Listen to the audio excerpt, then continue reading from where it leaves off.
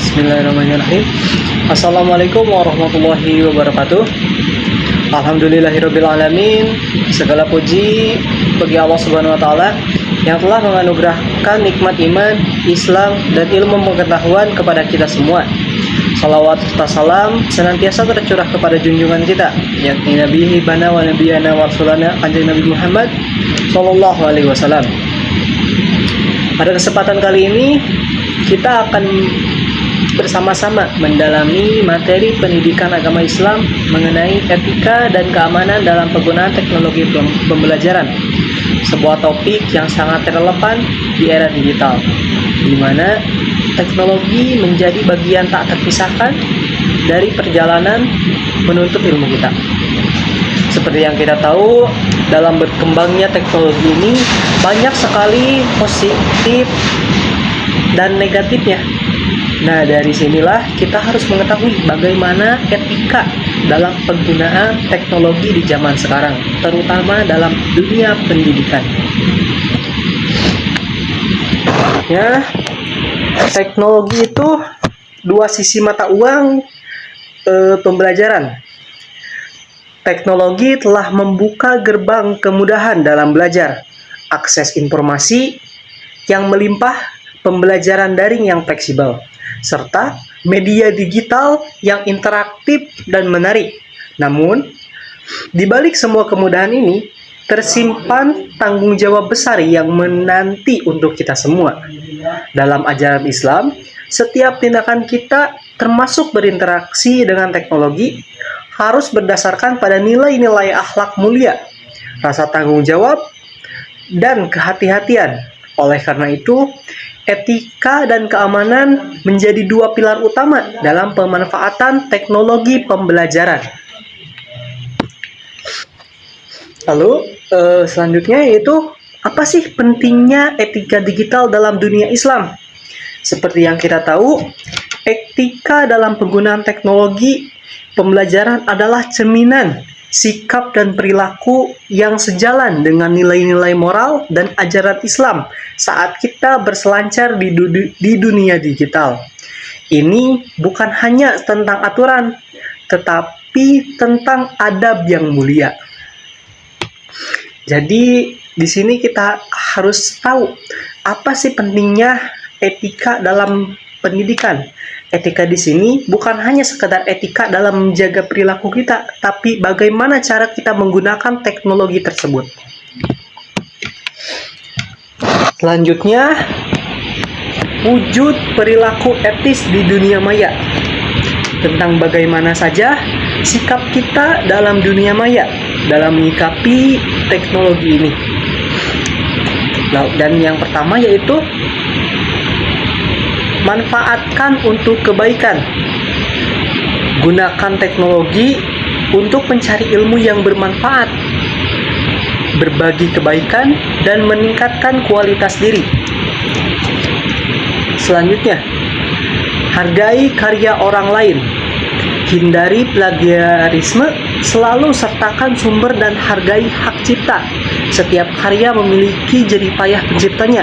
Jadi, kita tidak boleh langsung mencipta karya orang lain atau mengklaim bahwa itu adalah karya milik kita.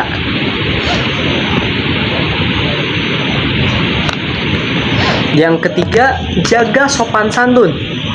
Komunikasi digital harus tetap santun, menggunakan bahasa yang baik, dan menghindari ujaran kebencian. Tentu saja ini sama seperti kita bersikap selayaknya di dunia nyata. Bagaimana cara kita bersikap kepada orang lain, bagaimana cara kita berinteraksi dengan orang lain, itu harus didasari dengan sopan dan santun. Allah Subhanahu wa taala dan Rasulullah sallallahu alaihi wasallam selalu mengajarkan kita untuk selalu jujur, amanah, dan bertanggung jawab dalam setiap perbuatan, baik di dunia nyata maupun di alam maya. Selanjutnya, apa saja sih perilaku yang tidak etis itu, dan perilaku etis itu harus dihindari. Yang pertama, menyebarkan informasi palsu. Ini tidak boleh, karena berita bohong atau hoaks dapat menyesatkan dan merugikan orang lain. tabayun adalah kuncinya. Jadi, selain kita merugikan orang lain, kita juga menyebarkan ujaran kebohongan ataupun bisa jadi ujaran kebencian kepada orang lain.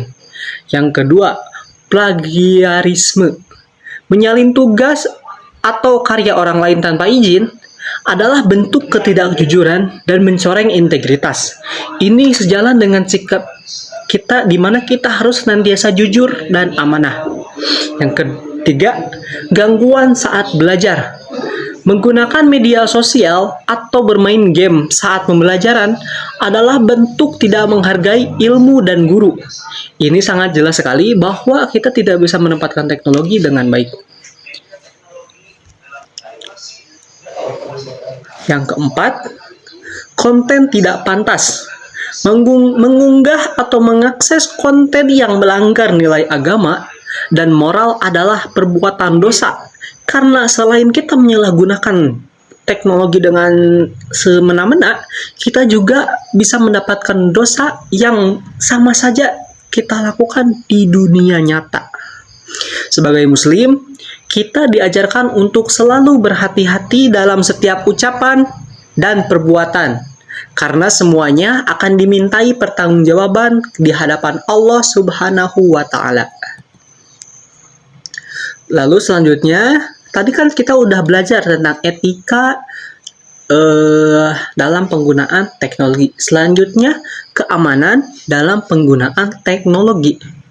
Selain etika, aspek keamanan juga tak kalah penting. Keamanan teknologi berkaitan erat dengan perlindungan data pribadi kita.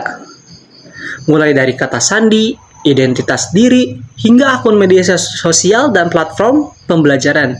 Jadi selain itu, kita juga harus senantiasa menjaga data pribadi kita, identitas diri kita, jangan sampai tersebar secara luas di dunia maya.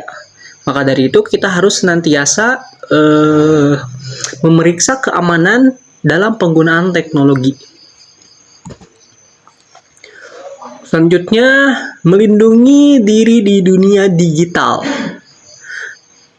Pertama, jaga kerahasiaan data pribadi. Ini tentu saja, jangan pernah membagikan informasi sensitif seperti nomor identitas, alamat, atau nomor telepon kepada pihak yang tidak dikenal. Kedua, buat kata sandi yang kuat. Gunakan kombinasi huruf besar, huruf kecil, angka, dan simbol. Hindari kata sandi yang mudah ditebak. Ketiga, waspada ancaman digital. Berhati-hatilah terhadap penipuan digital, peretasan, dan penyalahgunaan data. Selalu verifikasi sebelum percaya. Yang keempat, perbarui perangkat lunak.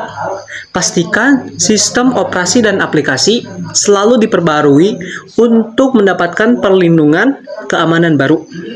Sikap hati-hati dan bertanggung jawab dalam menggunakan teknologi adalah bagian dari ajaran Islam untuk menjaga diri, menghindari segala bentuk kemudaratan, dan semacamnya. Terus selanjutnya yaitu refleksi teknologi sebagai sarana takwa. Tentu saja dalam kegiatan apapun, dalam bentuk apapun, kita harus senantiasa menyangkut pautkannya dengan ibadah kita. Maka dari itu, teknologi ini bisa menjadi sebagai sarana takwa bagi kita sebagai seorang muslim. Setelah memahami materi ini, diharapkan kita semua mampu menggunakan teknologi pembelajaran secara bijak, secara etis, dan aman.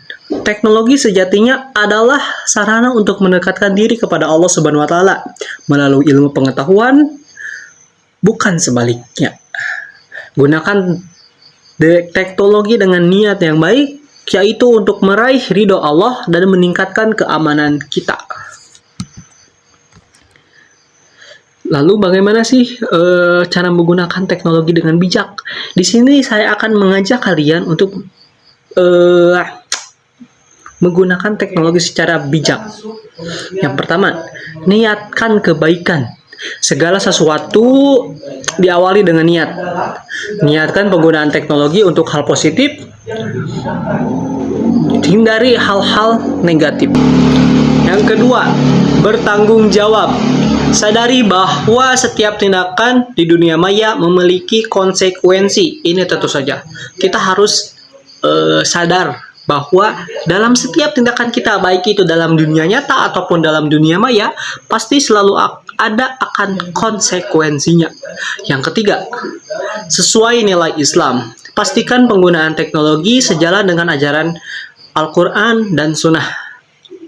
Marilah kita jadikan teknologi sebagai alat pendukung pembelajaran yang membawa manfaat dan keberkahan, bukan sumber kemaslahatan ataupun kemaksiatan.